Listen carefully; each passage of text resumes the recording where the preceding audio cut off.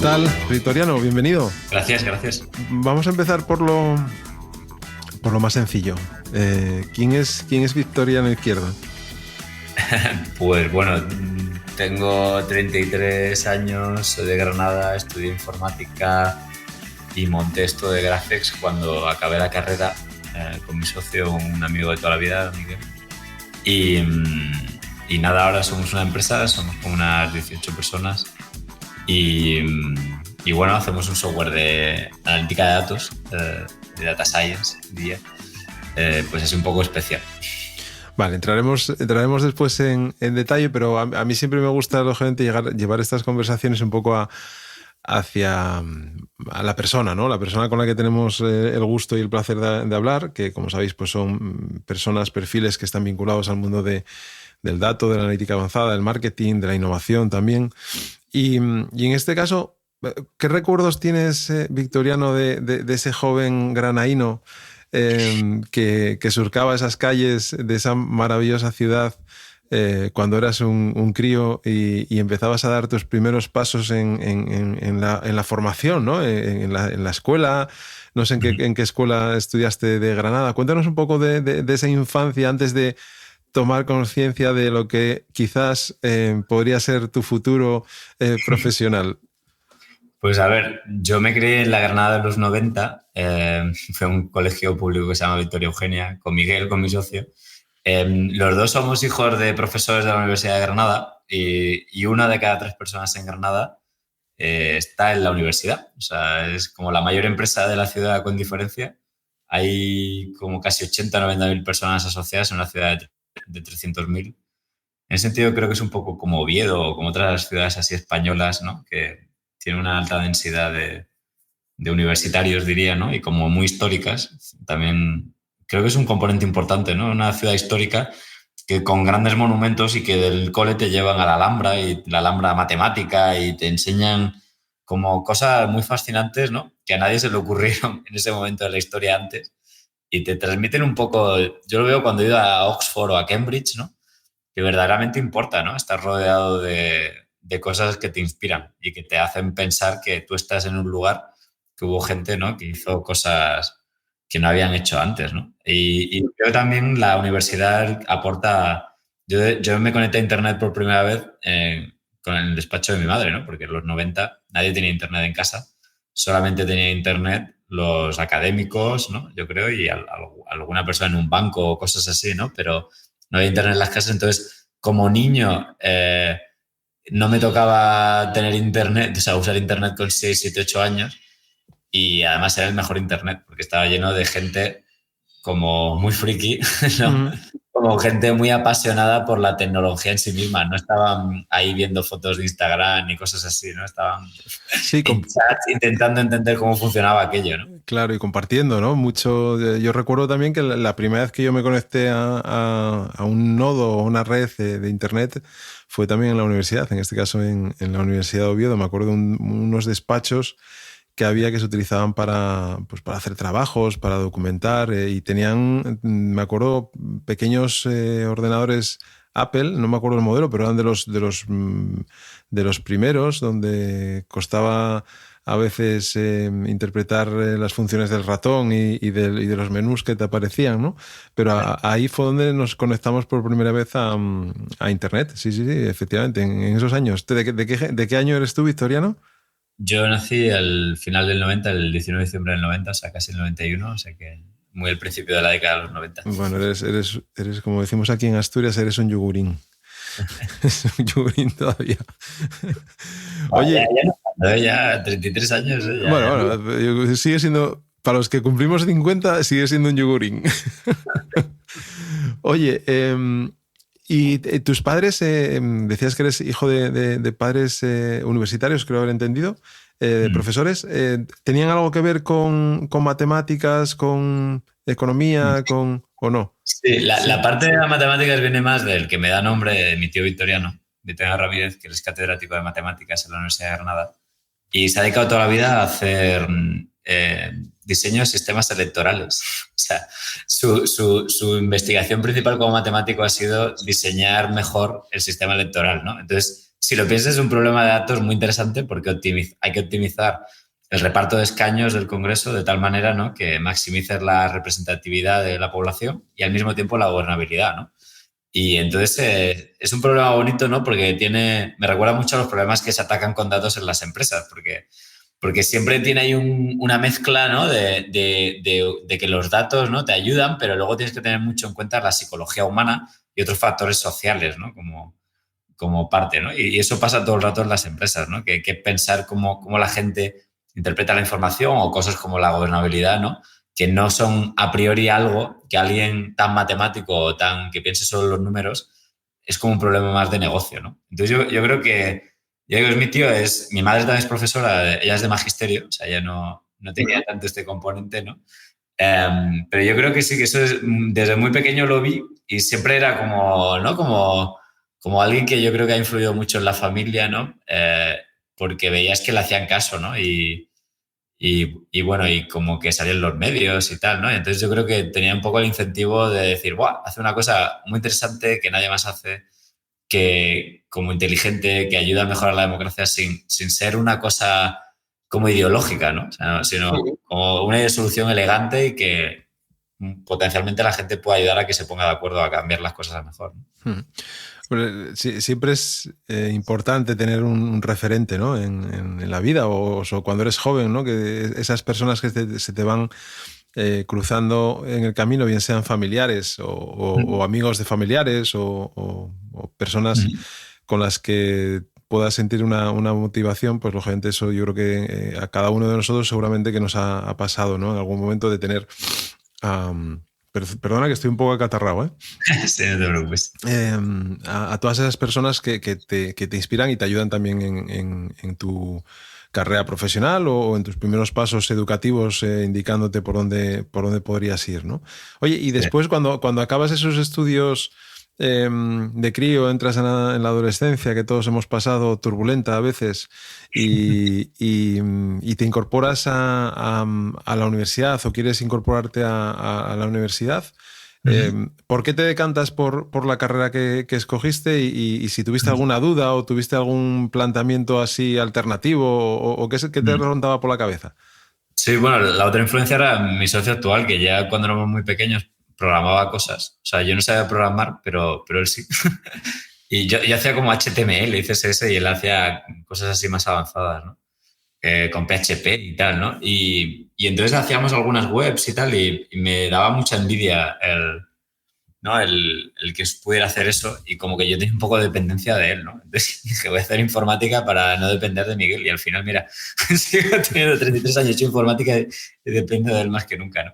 Entonces yo creo que un parte era eso. También la otra es que en el instituto de adolescente hice un blog de mi clase, antes de que existieran las redes sociales, de que existía Twenty y todo esto. Yo hice un blog a modo de red social. O sea, la idea es que yo me llevaba mi cámara digital, hacía fotos, las subía ahí y la gente entraba y las comentaba, ¿no? Que por cierto, déjame poner una cuña. Eres un grandísimo fotógrafo. Bueno.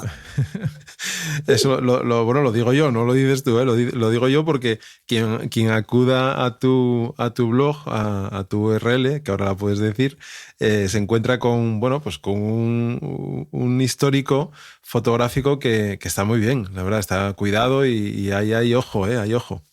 Gracias. Sí, a ver, es importante lo de la fotografía en mi vida porque verdaderamente me dio mucho por ahí. O sea, le dediqué muchas horas de la adolescencia a la fotografía y Internet hizo como que me lo creyera un poco, ¿no? Porque, bueno, pues eso, si tú haces fotos y, bueno, pues tus familiares o algo te dicen que están bonitas, pues tal, ¿no? Pero si las subes y ves de repente a japoneses poniéndote comentarios, incluso me salía algún trabajillo, ¿no? Incluso empecé a ganar dinero con ello, pues me generó como mucho incentivo para darle continuidad, ¿no? Y tuvo bastante impacto porque, como digo, pues bueno, acabé haciendo una página, un blog y tal, y entonces esa mezcla de tener la fotografía digital y querer distribuirlas yo y querer aprender cómo hacía era un incentivo como para aprender más de tecnología, ¿no? Y entonces también se dio que en Granada se formó una comunidad en torno a la mezcla de Flickr, gente de Linux, o sea, aunque parece una cosa loca, en ese momento, en 2004-2005, había tan poca gente como entusiasta de Internet que hacíamos quedadas de los entusiastas de Flickr y éramos los mismos de los entusiastas de programar y cosas así. Entonces venía mucha gente de informática, cuando yo todavía estaba en el instituto, que estudiaba informática, incluso profesores como JJ Merelo y demás. Y entonces eso me expuso todavía más a la gente de informática. Y entonces como que yo sentía que conectaba mucho con esa gente, que a veces tenía 10 años o 20 años más que yo, pero todas las ideas, todo lo que hablaba, me parecía gente como que compartía mucho conmigo, ¿no? Entonces, pues eso hizo que dijera, bueno, pues parece que la gente que hace informática se parece un poco a la gente que correla con mis curiosidades, incluso de la fotografía y demás, ¿no? Que puede parecer que no, porque puedes decir, oye, la fotografía le gustará a gente que hace bellas artes, ¿no? Pues la fotografía digital, como era digital y era tecnológica, pues le gustaba más a la gente que charreaba con ordenadores. Que al final es gente muy pura, muy creativa, ¿no? Yo creo. Y entonces, pues eso, dos campos que parecen un poco alejados. Yo siempre he dicho que en realidad se parecen bastante, y más cuando lo mezclé con el tema del data science, porque si tú lo piensas, cuando tú vas a la calle a hacer fotos, pues yo voy buscando como patrones de cosas, ¿no? O sea, yo voy ahí observando a la gente y capturando cosas, y es como capturar data points, y luego llegas a casa e intentas ver los patrones, ¿no? Entonces, hay un poco de eso. Es la manera en la que me gusta ver cómo conectan los puntos, ¿no? Pero también, lógicamente, eso te hace lo que decías, ¿no? De entrar en comunidad, juntarte con gente, que yo siempre digo que la parte de las comunidades a veces supone juntar mismas inquietudes, juntar visiones similares y reforzar un poco lo que tú haces, ¿no? Lo que quieres hacer, porque a veces, muchas veces nos sentimos a veces como bichos extraños cuando tienes una inquietud y esa inquietud a veces en tu entorno pues igual no es lo que se lleva, ¿no? O lo que toca en ese momento, ¿no? Por madurez, por expectativas, por lo que sea, ¿no? Pero, sí. y después de ese paso, es decir, de ese blog y de construir esa comunidad en torno al instituto donde estabas, ¿por qué estudiar, digamos, informática, por definirlo de alguna manera? Pues a ver, yo la verdad que al principio, como dijiste, era muy... primero, yo creo que la razón principal es, sentía que a esa edad, a los 17, 18 años, que es muy difícil todavía, ¿no? Tener tan claro, tomar ese compromiso, ¿no? De qué vas a hacer el resto de tu vida, ¿no? Es como... Me gusta en Estados Unidos, ¿no? Como que la gente empieza la carrera y luego declara un major, ¿no? Que eso creo que está bien y sería una buena idea de copiar también en España, ¿no? Que la gente empiece a coger asignaturas sueltas, ¿no? Y vaya diseñándose una carrera. Además, creo que cada vez tiene más sentido, ¿no? Pero claro, fue tan así que yo realmente me tomé un año sabático entre segundo de bachillerato y primero para pensarlo bien. Y mi conclusión principal era que la informática era la carrera que menos puertas me cerraba. Porque empecé a conocer gente, ¿no? Que a través de la informática pues luego hacía cosas de biología, ¿no? Bioinformática, ¿no? O hacía cosas de periodismo de datos, que también me gustaba mucho, ¿no? Entonces, tanto las aplicaciones... Yo hice bachillerato de Ciencias de la Salud, de hecho, porque en mi instituto no había tecnológico, y realmente me gustaba también mucho, y la mayoría de compañeros de mi clase estudiaban medicina, ¿no? Tengo muchos amigos médicos. Entonces, pero al mismo tiempo no me gustan los hospitales ni tratar, no me imagino trabajando como médico, ¿no? Entonces, sí que me gustaba mucho la idea, ¿no? Que tiene de descubrir, ¿no? Cómo funcionan las cosas y resolver sistemas complejos, y me di cuenta que la informática, la programación, ¿no? Ayudar a pensar los problemas desde la manera que lo pensamos computacionalmente, pues me di cuenta que era una super habilidad, ¿no? Que luego me iba a servir si decidía centrarme en un ámbito más concreto, ¿no? Y luego durante la carrera, pues descubrí, ¿no? Y ya desde el principio un poco que encima, si además me centraba en el tema de los datos, pues todavía más, ¿no? Ahora trabajo con gente de marketing, con gente que optimiza campañas de publicidad, con gente que analiza discursos narrativos, ¿no? En los medios, trabajo, o sea, con medios de comunicación, ¿no? De entender por qué alguien se puede suscribir a un periódico, o hago cosas, ¿no? Con médicos también, ¿no? Con farmacéuticas, o sea, y a mí eso es lo que defiendo, ¿no? De por qué estudiar informática, ¿no? Porque es como que te abres luego muchos campos, ¿no? Y creo que el pensamiento computacional es útil. O sea, esto de aprender a programar, ¿no? O sea, no es tanto como aprender a leer, ¿no? O sea, no es tanto una habilidad que creo que consista en aprender a programar bien en cuanto a escribir un código concreto, sino más el el modelo mental, ¿no? De cómo atacas un problema, ¿no? Y la información y los datos, ¿no? Y eso creo que es lo que lo hace tan sexy, por lo que me gusta, yo me ofrezco a veces dar charlas en colegios mayores, o sea, en institutos, en mi instituto mismo, porque me siento como con cierta, empatizo mucho con cuando tienes 16, 17 años y creo que a mucha gente pues esto no le llega, ¿no? Entonces me gusta ir a contar estos institutos para conseguir que haya más informáticos, que además, a pesar de todo el hype, ¿no?, que tiene la profesión, que sepa la gente que no crece el número de graduados y personas que se apuntan a estudiar informática, ¿no? O sea, incluso ha bajado respecto a los 2000. Bueno, eso es un problema que existe ahí y siempre también se vincula a la parte de perfiles femeninos, ¿no? Que también les cuesta a veces optar por este tipo de formaciones, aunque yo creo que eso también está cambiando, ¿no? Oye, y... No tanto, ese es el problema. Ojalá, que no tanto, ¿no? Los datos dicen que no tanto. No. Oye, ¿y por qué aventurarte a...? Que fue una cosa que me llamó la atención el otro día leyendo tu perfil de LinkedIn, que hacía tiempo que no entraba en él y revisándolo, el tema de Australia, de tener la posibilidad de ir a estudiar un año a Melbourne. ¿Cómo se llega ahí? Bueno, yo estudié en la Carlos III de Madrid y es la pública que creo que tiene más tasa de gente que se va por ahí de Erasmus y de tal. Entonces tenía este programa que casi todas las universidades tienen, ¿no? Como Erasmus Mundus o así, ¿no? Como que te das fuera.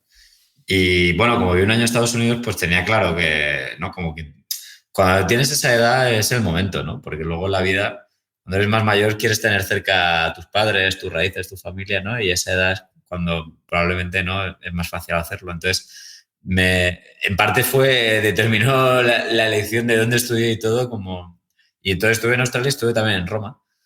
Y siempre es más la experiencia, ¿no?, de estar en otro país, en otro contexto y ver cómo es otro mundo, ¿no? Y además a mí me atrae mucho pues ir a un país, ¿no?, como que considero mundo anglosajón, así, pues tiene mucho de esa herencia universitaria anglosajona que me gusta mucho, ¿no? Que se parece mucho a las universidades inglesas, ¿no?, en cuanto a cómo piensan todo, ¿no? Entonces, estuvo bien, estuve en el Royal Melbourne Institute of Technology, que es como RMIT, que si lo dices muy rápido parece que has estudiado en el MIT. Y nada, muy bien. La verdad que fue una experiencia chula en cuanto al nivel personal de la gente que conocí y demás. Y bueno, hice allí unas cuantas asignaturas que además eran mucho de datos y inteligencia artificial. Estuve con un profesor que era uno de los que más ha desarrollado el tema de los algoritmos genéticos. Y nada, estuvo muy bien. ¿Y sigues manteniendo algún tipo de relación con ese pasado australiano o no? Sí, de ahí pues salieron algunos mejores amigos, por ejemplo, Manuel Cebrián, que es un académico muy bueno, que es advisor nuestro en Graphics. Lo conocí allí, él estaba en la Universidad de Melbourne en aquel momento. Luego, o sea, antes había estado en el MIT, Media Lab, y luego estuvo en Alemania en el Max Planck y ahora está en el CSIC, justo ha vuelto este año. Y esto fue hace 10 años y es, vamos, uno de mis mejores amigos. Quedamos esta anoche cenando con él. Y pues, por ejemplo, se salió de ahí. Luego hice varios amigos también internacionales con los que sigo en contacto. Algunos son emprendedores también, ¿no? Y está bien, la verdad. O sea, sí. Y hasta llegar a Graphics, que ahora profundizaremos un poco más para que nos expliquéis qué es esta herramienta, cómo empezasteis, cómo surgió todo. ¿Qué otras, o cuando estabas ya terminando, después de hacer también el máster en Roma, ¿cómo te planteaste tu entrada al mercado laboral? ¿Fue algo que pensaste, que no meditaste mucho y fuiste a ver qué había por ahí y entraste, por decirlo de alguna manera, en la primera oportunidad que se te planteó? ¿Cómo viviste ese momento que yo también digo a la gente joven? Sí. Mira, esta semana participaba en dos eventos aquí en Asturias, que es donde vivo.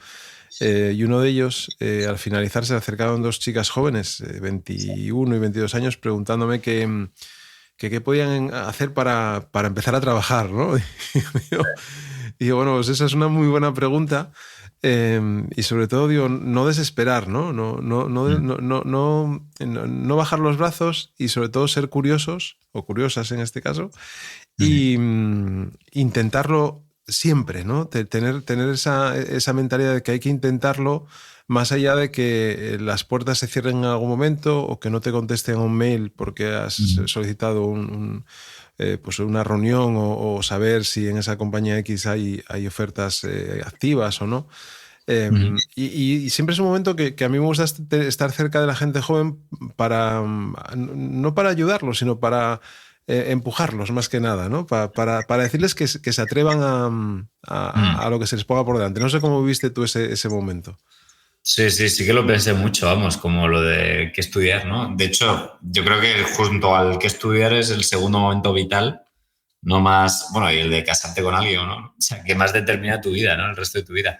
Los primeros trabajos son muy claves, ¿no? En tu carrera, no solo porque es que a veces dices, bueno, no acierto, me cambio a otro ya, pero hay gente que se deprime tanto, ¿no? De la primera experiencia que su percepción cambia, ¿no? Y hace que ya no remonte, ¿no? De una manera absurda, ¿no? Entonces, yo lo pensé muchísimo desde el primer día que empecé a estudiar informática, qué iba a hacer cuando acababa la carrera.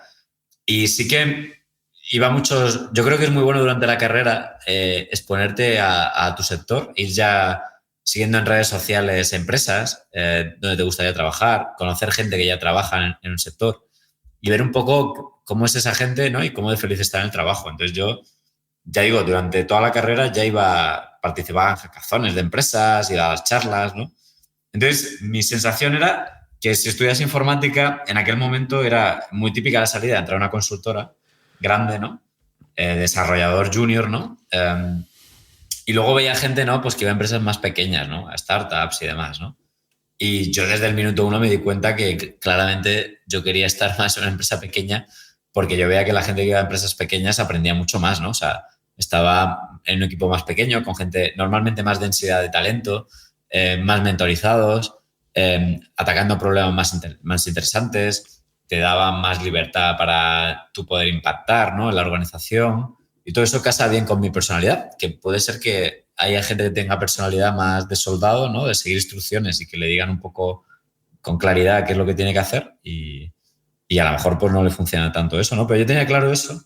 Entonces era en dónde, ¿no? En dónde vas, ¿no? Y ahora cada vez la gente que sale tiene más oportunidades de trabajar en remoto, diría, porque pues hay más ofertas en remoto para juniors, pero es un poco peligroso eso también, ¿no? Porque joder, cuando eres muy joven, lo que necesitas es conocer mucha gente, exponerte, interrumpir, ¿no? Y el remoto es malo en eso, ¿no? Entonces, yo buscaba como startups y la que más me gustaba de Madrid era Visuality en aquel momento, que era un poco de donde nació Carto, que es también una empresa de datos, de visualización de datos, ¿no? Y me parecían que tenían unos valores creían mucho en el diseño y la tecnología, hacían cosas con organismos internacionales como pues, Google, la NASA, tal, ¿no? Como muy de hacer el bien, comunicaba muy bien en redes sociales, ¿no? Entonces como que me decía, jo, este es un sitio verdaderamente chulo, ¿no? Entonces, algún amigo mío como Alejandro, que de hecho voy a ir a comer ahora en media hora con él, estaba ya ahí y me parecía muy chulo y muy atractivo. Entonces, era como mi objetivo número uno, pero entre medias, lo que acabé haciendo el proyecto fin de grado con Esteban Moro, el profesor que me lo llevó, pues en realidad fue un poco la antítesis, no, la anticipo, ¿no? De lo que es hoy día Graphex, ¿no? Que acabé haciendo como un software de analizar datos de la residencia de estudiantes en la que vivía. Y bueno, eso fue un poco lo que me llevó a pensar que incluso podía tener sentido salir de la carrera y empezar a emprender algo, ¿no? Y bueno, Miguel también, mi socio, estaba acabando la carrera y bueno, como que los dos teníamos un poco el feeling que en lugar de hacer un máster, o sea, no teníamos muy claro, no veíamos ninguna empresa súper atractiva más allá de estas y sí que teníamos alguna idea como esto, ¿no? Y entonces probamos suerte, ¿no? Y al final, pues fíjate, o sea, 10 años más tarde empezamos haciendo un productito que no es que fuera Graphex, era más orientado a analizar datos de redes sociales, pero sí que fue un poco la antesala de lo que ahora es Graphex.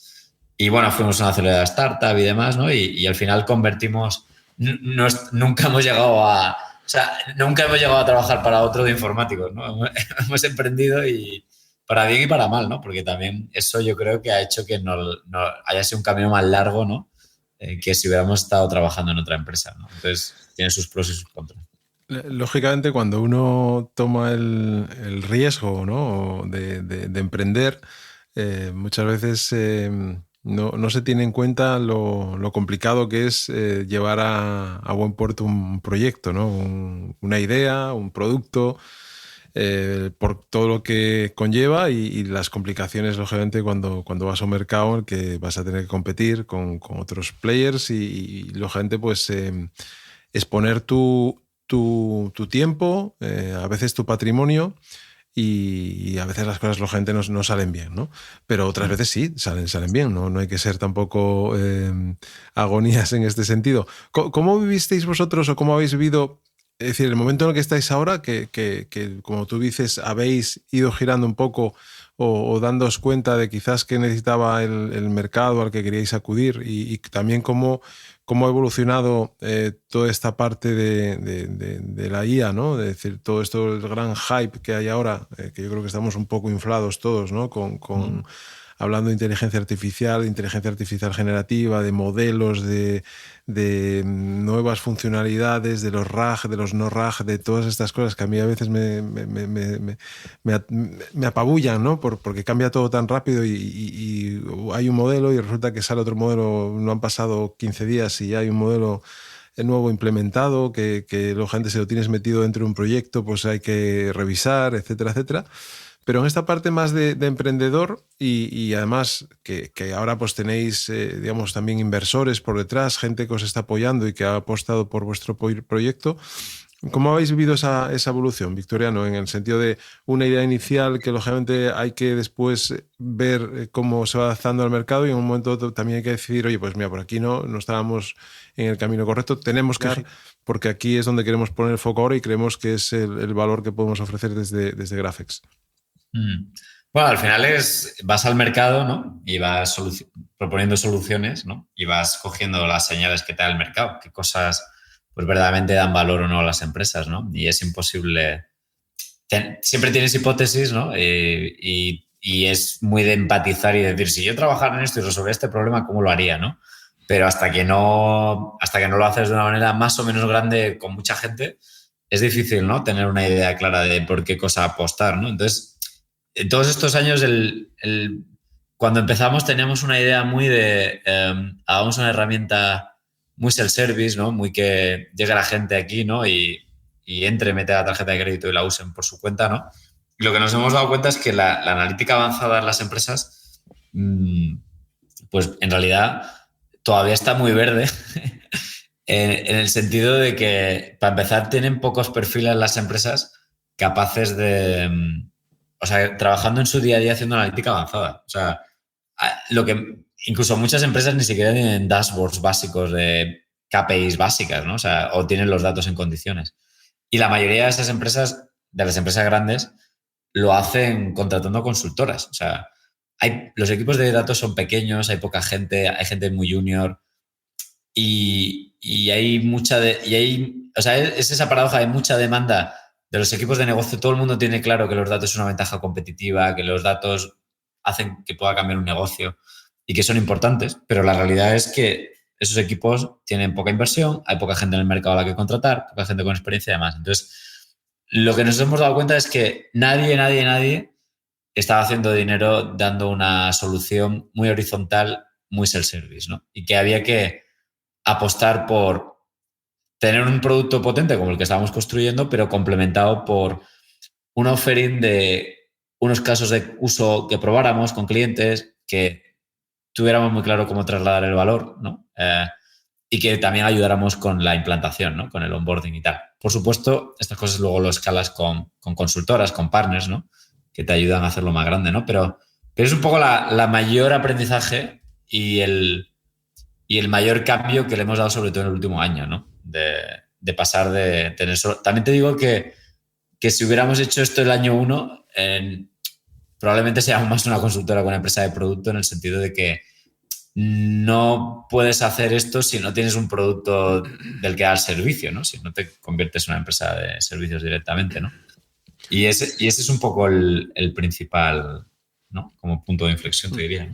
Y todo este boom que ha llegado con la IA generativa en los 2 últimos años, ya casi 3, ¿os ha empujado también a daros cuenta de que quizás esas soluciones con estas nuevas herramientas os podía ser más no sé por decirlo, SB. si la palabra es fácil desarrollarlas, o que el mercado quizás o el cliente os iba a atender mejor, a escuchar de mejor manera?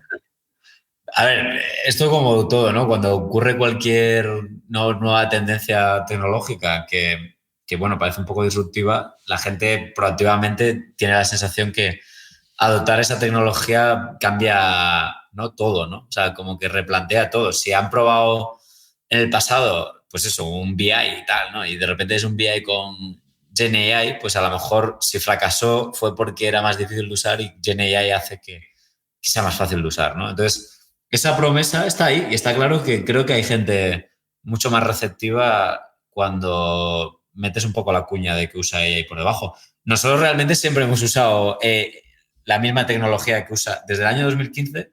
Graphes hace embeddings, ¿no? Que los embeddings son gran parte, ¿no? En lo que se basan las LLMs, ¿no? Las Large Language Models, ¿no? O sea, y siempre hemos ido metiendo cosas así, ¿no? Y ahora tenemos un chat como en la aplicación con el que le puedes pedir que te haga cosas, ¿no? Y creo que funciona muy bien para cosas que hoy día funcionan muy bien, ¿no? Lo que pasa es que siempre está el tema de las expectativas versus la realidad, ¿no? Y es lo que creo que ahora mismo es más reto, ¿no? O sea, creo que ahora mismo también hay gente que ya ha probado muchas cosas con GenAI y como que las expectativas que tenían eran muy altas y no han cumplido la promesa, entonces como que ha habido una fase de, bueno, esto igual hay que esperarse un poco hasta que funcione bien, ¿no? Y luego creo que ha habido gente que ha sabido elegir de manera pues muy acertada el qué features tenían sentido meterle GenAI, ¿no? Al producto, porque hoy día funciona excepcionalmente bien y la experiencia es mucho mejor, ¿no? Entonces, yo creo que nosotros hemos intentado hacer un poco eso. Entonces, hemos metido GenAI allá donde el producto brilla, ¿no? Y, por ejemplo, pues uno es, nosotros todo lo que hace Graph se serializa en un lenguaje low code, desde cómo configurar la interfaz, ¿no? Desde que pinees una variable a la izquierda, ¿no? Cosas así, a que hagas grupos de variables y cosas así, ¿no? Entonces, para eso funciona muy bien. O sea, tú le subes un dataset con 100 columnas de tus clientes y le dices a la IA, créame grupos de variables, y le pasamos a la IA metadatos sobre las variables, como el nombre de la variable, la distribución de la variable, algún ejemplo de datos, ¿no? Y te crea alucinantemente bien grupos de variables demográficas, filmográficas, de consumo, no sé qué, ¿no? Y eso es extremadamente útil, ¿no? Y se complementa muy bien con otras features que no son de GenAI, ¿no? Entonces, como esta, hay un montón de features pequeñitas, ¿no? ¿Tienes textos? Pues extráeme del texto cosas, ¿no? Si son nombres de personas, extráeme el género, ¿no? Cosas así, ¿no? Entonces, tenemos muchas features pequeñitas que hemos ido metiendo y que creo que funcionan muy bien a día de hoy. Y luego hay otras que hemos probado, más automáticas, que son más magia, que todavía no funcionan bien. Entonces, hemos decidido que como la experiencia todavía es bastante regulera y que solo funciona bien, a lo mejor el 30 o el 20% de las veces, pues que es mejor no exponerla todavía al usuario, ¿no? Y es un poco como creo que es la manera más acertada. Creo que los que están saliendo nuevos o antiguos y ahora todo es GenAI y en ese producto no tiene tanto sentido, pues a lo mejor han tenido cierto hype y ahora pues creo que más gente ya es escéptica y no va a volver, ¿no? Hasta dentro de un tiempo, ¿no? Y eso cuesta mucho también, ¿no? El daño reputacional de eso. Sí, nosotros lo que estamos viendo, lógicamente, es que quizás digamos, el caso de Dive es un poco distinto, porque nosotros ahí tenemos también un cliente interno que es uno de nuestros inversores, que es el grupo ISPD, para el que desarrollamos soluciones. Y en este caso hay algunas basadas en generativa y que se están, digamos, testando, evolucionando, probando. Bien a nivel de chatbots inteligentes y de otras herramientas también vinculadas con el tema de la extracción de textos, de cómo, bueno, de textos también y de imágenes, tanto en vídeo como en otras formas, otros formatos, para después aplicarles X soluciones que el cliente, en este caso interno, nos pide, ¿no? Pero también después ese cliente interno, que es inversor, también nos trae a clientes, ¿no? Para los que podemos desarrollar a veces soluciones ad hoc que nos piden, o lógicamente también tenemos nuestros clientes con los que trabajamos en distintos ámbitos, ¿no? Y uno de ellos, lógicamente, pues cuando surge todo este boom de la IA generativa, pues lógicamente del equipo técnico, que no soy yo el más indicado para hablar de esto, pero bueno, me lo intento y voy aprendiendo de las conversaciones que se tienen con ellos y cuando estás con cliente también, pero lógicamente ahí vamos adoptando o vamos aprendiendo, vamos estudiando cuál puede ser un poco esto que tú has dicho, ¿no? ¿Cuál puede ser la mejor solución para este caso de uso que el cliente ya tiene a veces funcionando o quiere mejorar y ver si eso realmente aplica o no aplica? Es decir, porque tampoco puedes ir con la diciendo a todo el mundo que tienes la bolita mágica, ¿no? Y que la bolita mágica es maravillosa y como mágica que es, pues le dices, bolita, bolita, dime qué tengo que hacer, lo haces y ya funciona, ¿no? Eso no va así, ¿no? Aunque haya directivos que piensen que va así, ¿eh? Que eso te lo encuentras. Te encuentras en el mercado de todo y hay gente que piensa que como tiene en su móvil ChatGPT y puede hacerle ciertas consultas y te da esas respuestas, digamos, fáciles, entre comillas, pues claro, piensan que eso se puede aplicar al negocio de una manera rápida, ¿no? Entonces, esto que tú estás diciendo yo creo que es muy relevante en el sentido de que tienes que también, lógicamente, en este caso, educar a la persona con la que vas a interlocutar, pero tú también ser realista y saber dónde te va a aplicar a tus soluciones, ¿no? Que estás desarrollando.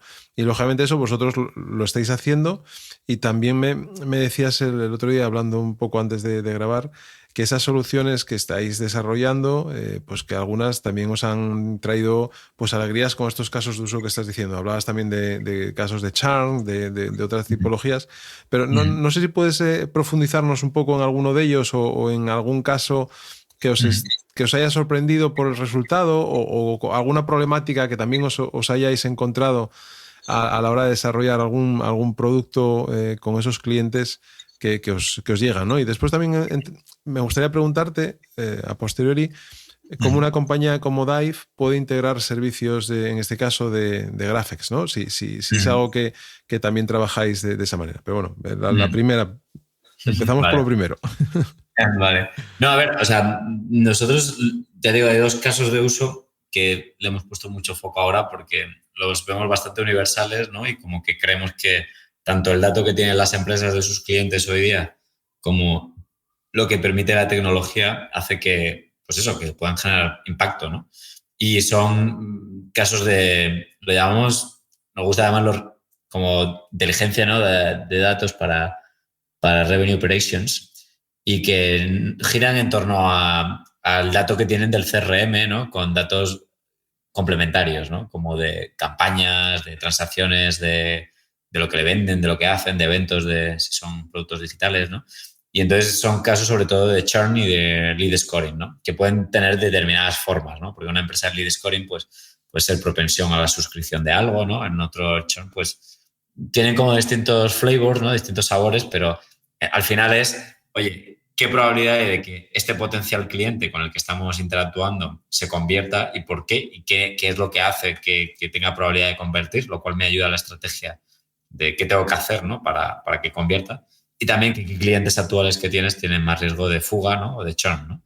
Y esos dos, ya digo, como hoy día es cada vez más rico el dato del cliente, pues es muy poderoso. Además, son dos casos que se complementan muy bien. De hecho, intentamos empezar en muchas empresas por el de churn, porque tú no solo quieres convertir clientes que conviertan, sino clientes que duren mucho tiempo. Entonces, si aprendes primero qué hace que sea un buen cliente que no churnea, pues reconoces, ¿no? Qué características tiene un buen cliente para esa empresa, ¿no? De qué sector viene, de qué tamaño de empresa, tal, ¿no? Y esas variables las puedes capturar a lo mejor en la fase del lead scoring, ¿no? De cuando estás capturando al cliente, ¿no? Entonces, bueno, ese es como los dos casos en los que tenemos más foco ahora y estamos así más trabajando, ¿no? Luego tenemos otros como recomendación de productos y cosas así, ¿no? Pero estos dos ahora es los que estamos ahí con todo el foco de ser los mejores del mundo. O sea, literalmente creo que podemos ser los mejores del mundo si no lo somos ya. Porque cuando te enfocas en algo así y has estado trabajando en una tecnología que se adapta muy bien al problema, esto parte de haber explorado 70 casos de uso. O sea, yo tengo una tabla en Notion con 70 casos de uso que he visto que ha probado gente con nuestra herramienta, ¿no? Y estos dos son los que he visto que la tecnología que hemos construido mejor se adapta y que más valor puede dar a una empresa y que las empresas están más listas para resolver, ¿no? Uh-huh.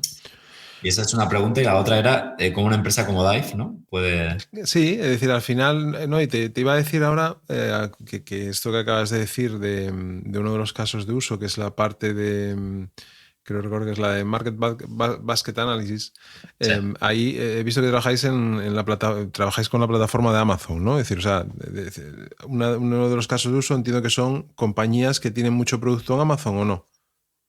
No, o sea, lo de Amazon supongo que has visto es porque subí un dataset que encontré que eran de clientes de Amazon. Ah, vale. Entonces, Sí. Pero nos integramos con AWS, con Athena, con Redshift y demás. O sea, que si tienen los datos ahí, bien. Y bueno, sí, gente que vende productos marketplaces de Amazon potencialmente también podría... Eso. Ahí iba yo a esa parte. Pero bueno, eso ya te comentaré en privado, porque nosotros tenemos una empresa del grupo que es B2 Marketplace, que trabaja precisamente en este tipo de cosas, ¿no? Ayuda a las compañías a posicionarse en los marketplaces y a mejorar sus ratios, ¿no? Y demás. Bueno, ahí también Amazon, el mundo Amazon es extremadamente intenso y especializado también de alguna manera, ¿no? Oye, y otra cosa que te voy a preguntar vinculada con los inversores, es decir, cuando uno está creciendo y la gente necesita financiarse y acude al mercado a levantar una ronda o simplemente a que alguien confíe en ti, en tu producto y en lo que estás haciendo como compañía, me gustaría conocer tu experiencia en ese sentido. Y también sé, gente, porque conozco a alguna persona vinculada a vosotros, que también hay, no solamente es el hecho de que yo te invierta dinero para ayudarte a seguir creciendo, a mejorar, sino que yo te acompañe también en ese camino, ¿no? Es decir, que me vincule a ti y que pueda ayudarte o asesorarte o decirte si quizás lo que estás haciendo bien, pues está bien, pero lo podrías hacer igual de otra manera, ¿no? Que nos cuentes un poco tu experiencia en este sentido también. O sea, a ver, o sea, acláramelo un poco, que no estoy seguro de... Digamos, tu experiencia a la hora de hablar con inversores a los que tienes que convencer para la gente que participen dentro de la compañía, y si más allá de buscar un inversor económico puro, Sí. Que te meta el dinero y ya está. Que complemente un poco... Eso es, hacia ahí va un poco la pregunta. Smart money, ¿no? Smart money, ¿no? Que dicen también un poco. Sí, a ver, nosotros tenemos un par de fondos de inversión, ¿no? De inversores. Tenemos a Kayfund en España y a Hoxton, ¿no? Y, hombre, a ver, por ejemplo, algo que para mí fue determinante de Kayfund es que tiene Ignacio Larru, que él da clases de Data Science en el Instituto de Empresa, es un friki de los datos, usa nuestra herramienta y nos da feedback, ¿no? Entonces, entender un inversor que entiende el producto que haces, pues es importante, ¿no? Porque al final, ¿no? Sobre todo cuando estás en una fase temprana, muchas de las prioridades en que gastas el dinero vienen determinadas por tomar decisiones muy de producto, ¿no? Y inviertes mucho en el producto, ¿no? Entonces, si estás gastando el dinero en el producto, si la gente, ¿no? que te ha dado el dinero, pues está ahí, lo entiende, pues para empezar simplemente a la hora de tomar las decisiones, pues ya te ayudan, ¿no? Y luego, obviamente, pues tienen contactos y conocen gente, ¿no? En el sector que te pueden presentar pues clientes y potenciales empleados incluso, ¿no? Entonces, en ese sentido, pues sí, está bien, creo que es importante, pero es verdad a la vez, también te digo que también conozco más emprendedores, ¿no? Y al final, pues, o sea, quiero decir, todo el mundo está muy liado con sus cosas, ya sea los propios inversores y los emprendedores, y para realmente sacar provecho de los inversores, pues también tienes que comunicar, ¿no? O sea, que tienes que trasladar todo el rato cuáles son tus necesidades y tus prioridades para sintonizar un poco en que te ayuden, ¿no? Entonces, bueno, sí, o sea, es importante, pero bueno, también es importante encontrar inversores que tampoco sean cuñados, ¿sabes? Que hay gente de inversores que son demasiado entusiastas de lo que hacen, ¿no? Y que no es nuestro caso, no digo por nosotros ni mucho menos, pero Que también conozco el caso a veces de un inversor que quiere tanto ayudar, ¿no? Que te entretiene un poco, ¿no? Y tampoco sugiere ideas un poco de bombero porque tampoco tiene el contexto del día de la empresa, ¿no? Entonces, Claro. hay que tener cuidado también con tampoco pasarte de smart money a cuñado money, ¿no? Que luego además son inversores a lo mejor que te meten 4 duros, ¿no? Y se sienten como con poder, ¿no? De influenciar a la empresa, ¿no? Y vuestra llegada a cliente, que era un poco lo que te decía vinculado a Dive, que es una empresa pues de 20 trabajadores, 25 trabajadores, muy especializada en conocimiento en IA, en modelos, en estar en el ámbito de la innovación vinculada a esa disciplina. Vosotros cuando llegáis al cliente, un Dive, por ejemplo, podría ser cliente de Graphex. Sí, o sea, tenemos varias. De hecho, bueno, a través de vosotros, no. José Luis nos ha presentado clientes, ¿no? O sea, que sí, o sea, la verdad que sí, deberíais ser clientes, joder. Debemos hablar luego de esto. Bueno, Sí, eso ya corre, o sea, ya corre de mi cuenta hablar con el equipo para tener una presentación como debe ser para que podamos empezar a trastear con ello. Yo creo que aunque tengáis probablemente data scientists que trabajan mucho con notebooks de Python, ¿no? Que probablemente me imagino que es un poco el caso, ¿no?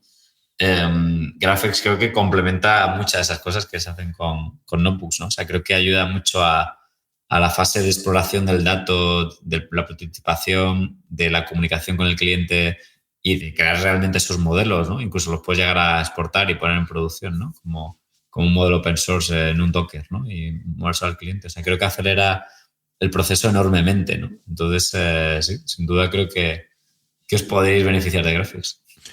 ¿Y otra tipología de clientes a los que os dirigís? ¿Cuál es vuestra...? Si a ti te permitieran decir, oye, mi cliente tipo tiene que ser este.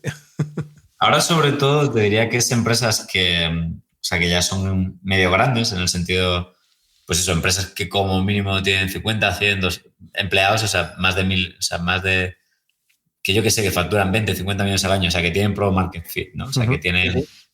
Que pueden ser empresas de toda la vida, ¿no? O sea, empresas industriales, pueden ser cualquier tipo, ¿no? Y que ya tienen, pues eso, bases de datos de CRMs, ¿no? De sus clientes y tienen dashboards, ¿no? O sea, ya tienen algún Power BI, algún Tableau, ¿no?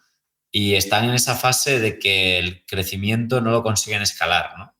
¿Por qué? Porque no consiguen encontrar cuáles son las palancas precisamente, ¿no? De qué tipo de clientes son los que funcionan bien, convierten mejor y demás, ¿no? Entonces, nosotros podemos ahí ayudar mucho a entrar.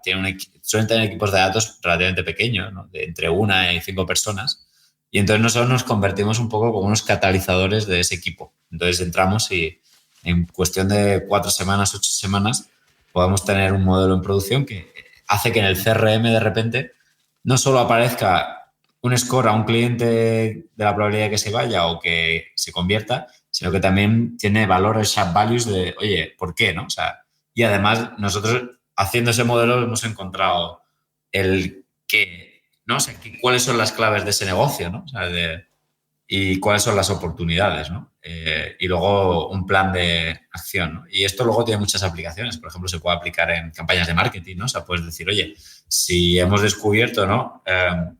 Hemos hecho un modelo de lead scoring, pues puedes coger a partir de las campañas que estás haciendo, que pueden ser pues de anuncios en internet o de email, ¿no? Pues puedes decir, vale, esta campaña trae estos leads, que además podemos hacer un modelo de lifetime value, o sea, que traen leads que convertirán y serán buenos clientes. Entonces, fomenta más estas campañas, invierte más dinero en estas que te han traído. Imagínate que traes 5, 6 o 10 de una campaña, ¿no? Porque haces muchas, ¿no? Y esa campaña, esos 5 o 6, por las características que tienen, por lo que te han rellenado un formulario de contacto del lead o si es un producto digital se han registrado su comportamiento durante la primera semana, pues podemos decir, oye, esta campaña está trayendo clientes buenos, métele gasolina a esta, ¿no? Y apaga estas otras, ¿no?